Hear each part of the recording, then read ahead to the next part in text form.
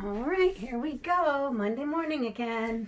Okay, so we're going to talk about something today that's kind of fun. I think this is really a fun way to play around with language. And I love words and I love language and I love the way words sound. So today we're going to be talking about something called idioms. And idioms are those fun ways that people use words when they say one thing, but they mean a totally different thing.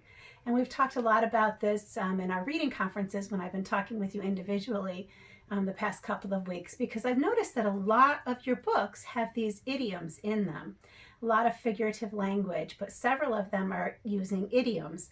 So I want to talk to you about what an idiom was today and how they're used.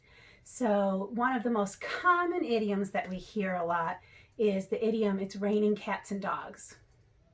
Yeah, well, it's not actually raining cats and dogs, but we use that when we mean it's raining really hard. And idioms are kind of fun because they keep our language colorful and they make us think a little bit, so they're kind of fun. So I drew one for you here today because I'm a really great artist, right? Okay, maybe not so much, but here it is anyway. I'm going to show you. Okay, so picture it. So here's my person and she's reading her book and it says, so she hit the road. Yeah, hit the road. So here's the option. So the one thing she's thinking of is here she is and she's got a stick and she's hitting the road. She's kind of beating the road. And then here's her other thought bubble is she's in a car and she's driving away. Okay? So here, that doesn't make much sense. Why would anybody go out and take a stick and hit the road? Right? That doesn't make any sense. But it's just kind of a fun way of saying, yeah, we're taking off, right? This makes sense. As a matter of fact, Mrs. Reading uses this a lot in school, right? When it's time to change sessions, I'll say, all right, guys, hit the road, right? That means leave, get out of here, right? Drive somewhere, go someplace, all right? So it's just kind of a fun way that we use language. We say one thing, we don't mean that at all. We mean something totally different. All right, so I've got some fun puzzles to do with idioms. So I'm going to turn you around again on my desk, and I'm going to show you kind of some fun little idioms that I have for you. Oh, first I'm going to show you, take a look. See all my fun things I've got up here? All my things that remind me of you guys. I keep right on my desk so I can be looking at them. All right, I'm going to turn things down here. I think you'll be able to see. A little bit closer. Okay, so here's one I think is really fun. I'm going to make sure you can see it if I put it here. All right, can you see that? It says, when pigs fly. Yeah, that's kind of a fun idiom. I actually like that one a lot. When pigs fly. Okay, so are we really thinking about when pigs fly? No, we're not. Pigs don't really fly, right? But it's a fun one. And here's what it really means. Put the puzzle together. It means something that will never happen. So I might say, oh yeah, when pigs fly, I will not like books. I'll not like books when pigs fly, because that's something that's never going to happen. Mrs. Reading's always going to like books. All right, but that's a fun one. You can use that. You might see it in your reading or you could use it in your writing. It's kind of a fun one. All right, is that out of your way? I think so. Okay. All right, here's another one. Can you figure it out just from the picture?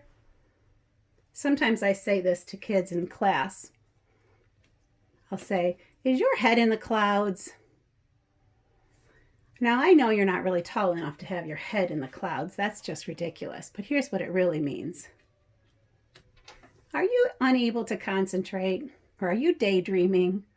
So if I'm teaching something and I know that you're not really paying attention, if you're daydreaming or you're not concentrating, I might ask you, is your head in the clouds? It means you're not really thinking about what I'm teaching. All right? All right.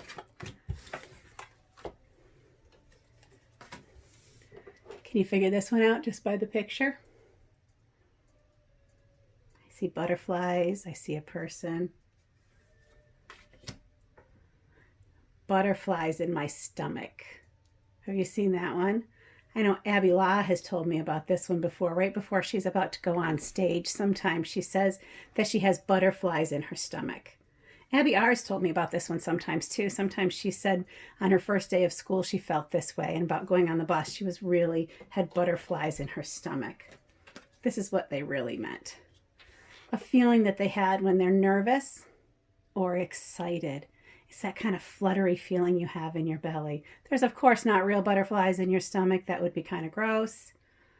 No, just when you're feeling kind of nervous or excited. Butterflies in your stomach. Okay, see if you can guess this picture. Can you guess that one? Where's the fish? Well, fish out of water. Sometimes people say that they feel like a fish out of water. Do you ever feel like a fish out of water? Is a fish supposed to be out of water? No, what that really means is that you're surrounded by people who are different than you, that you feel like you're different. You feel like you don't fit in. You feel like a fish out of water.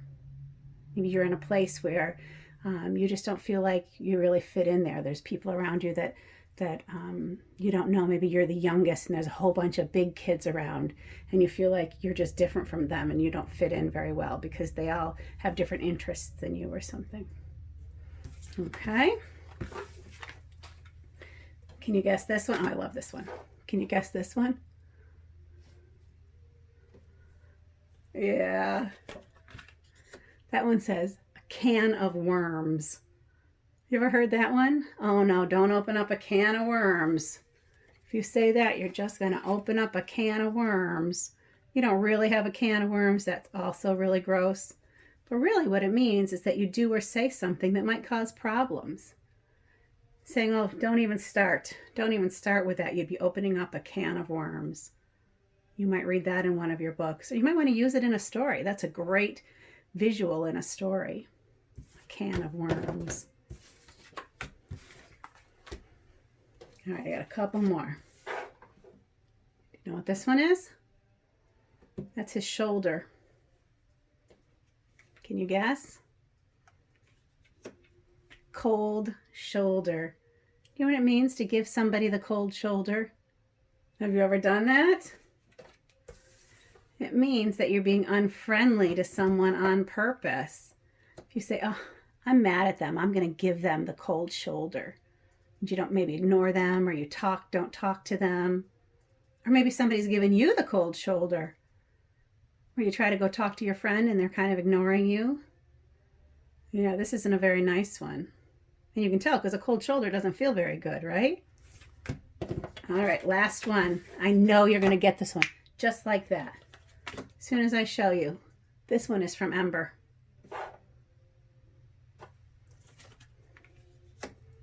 Did you get it? In the same boat. We talked about this one in Ember. I saved this one for last because I thought it was fun. When someone is in the same situation you are, in the same boat. Remember, they didn't know what a boat was, so they didn't know what that meant. But this was in that old book that was that Edward Pocket had in the library. Old words, in the same boat together, means we're all in the same situation. Usually not a good one, all right? We're in the same boat together.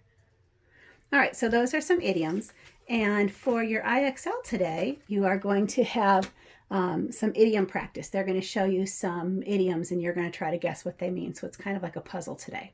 All right, enjoy that. It should be fun. I will talk to you tomorrow.